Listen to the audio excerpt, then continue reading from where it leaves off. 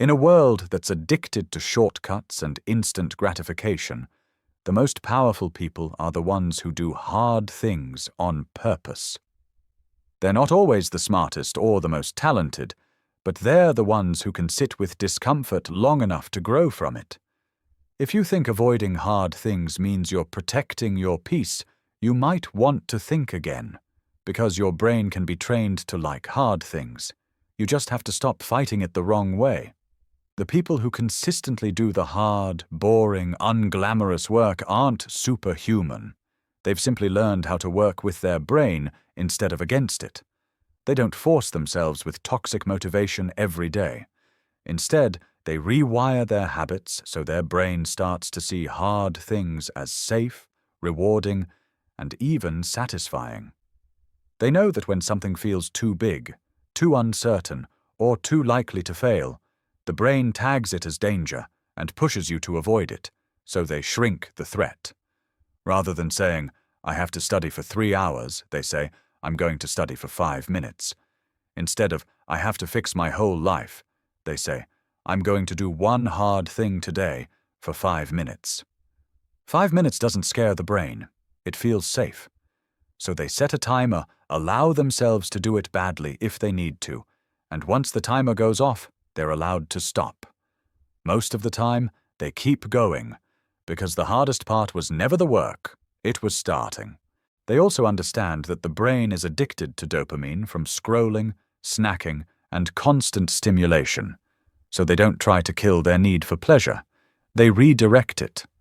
They pair hard things with things they actually enjoy, only listening to their favorite music while studying, only drinking that nice coffee after 20 minutes of focused work, only watching that show after finishing one assignment, one workout, or one important task. Slowly, their brain learns that doing hard things leads to rewards, linking effort with pleasure. They protect their attention the way some people protect their social media image, knowing that if they give all their dopamine to distractions, there's nothing left for their dreams. Instead of repeating harsh stories like, "I'm lazy" or "I can't focus," they shift their identity.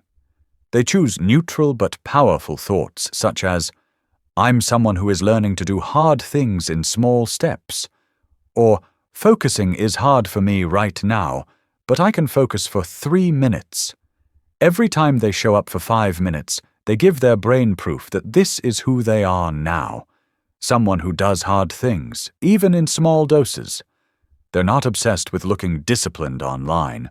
They're quietly becoming someone who trusts themselves offline. Their silence isn't laziness, it's mastery. While everyone else is posting about productivity, they're actually building their skills, fixing their habits, organizing their life, and learning how their own mind works. They're not obsessed with how progress looks from the outside. They care about how it feels on the inside. They don't constantly check in with strangers asking, "Does this look impressive?" Instead, they ask themselves, "Is this actually moving me forward?" They know you don't become good at something by thinking about it or posting about it. You become good by showing up when it's boring. They're not falling behind, they're quietly getting ahead, because while everyone else is talking about change, they're actually changing. They don't need to announce every step, because they're too busy taking the next one. They also respect their brain's limits. They know willpower isn't infinite, so they don't try to be superheroes.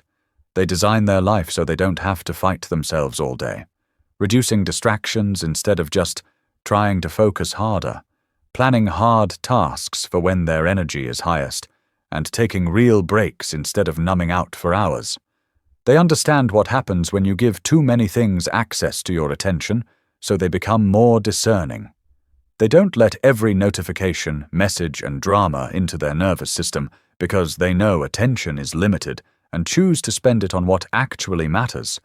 That's what makes their progress so powerful over time. You don't have to wake up tomorrow as a completely different person to start tricking your brain. You just have to make hard things smaller, safer, and slightly rewarding. Pick one hard thing you've been avoiding: studying, sending an email, applying for something, cleaning, working out, and shrink it into a 5 to 10 minute version. Tell yourself, I'll do 5 questions, I'll clean for 7 minutes, or I'll walk for 10 minutes. Pair it with a reward. When you finish, you get your snack, your show, or your scroll time. Change your self-talk from, I have to do everything, to, I'm training my brain, I'm becoming someone who can do hard things. You don't need to be loud about your progress, you don't need to be perfect, and you don't need to wait until you feel ready. Sometimes the most powerful thing you can do is quietly choose the hard thing for 5 minutes and let your brain see that you survived it. Because once your brain realizes that hard things don't kill you, they build you, that's when everything starts to change.